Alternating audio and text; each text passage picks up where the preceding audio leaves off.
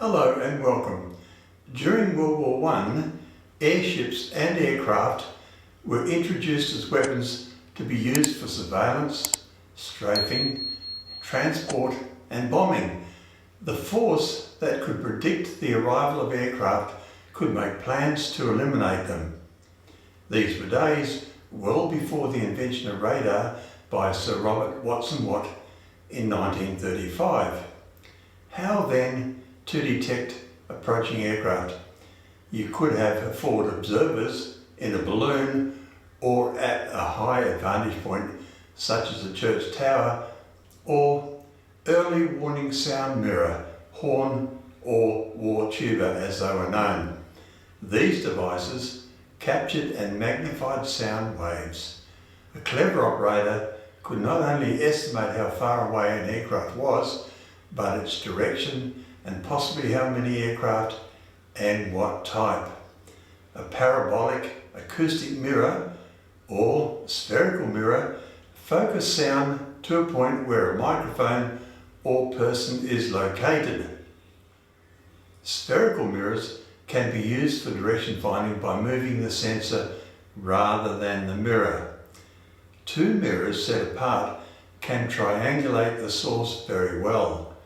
Mirrors around the south and northeast coasts of England had an advantage in that they pointed out to sea towards France, and sound carries very well over water. These were built between 1916 and 1935.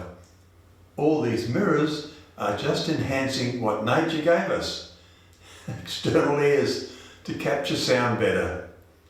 Here are examples of the many types of sound collectors.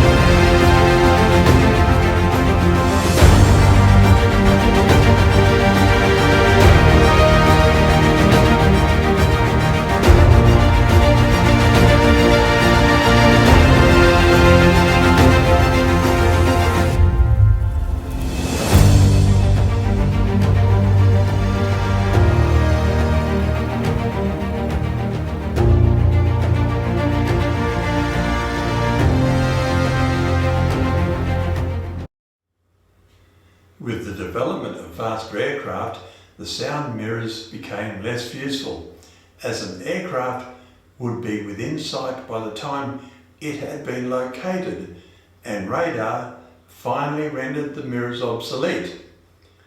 The countries that built acoustic locators were Japan, Germany and the USA. Sound locators were also used to locate artillery. Several locators could triangulate a gun very well. Have sound locators become obsolete? No.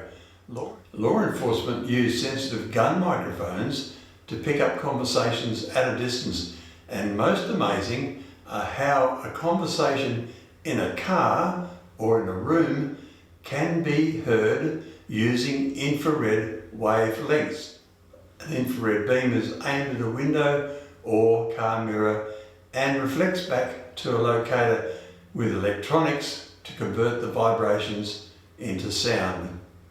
Thank you for watching. It would be great if you would subscribe and like to promote further content.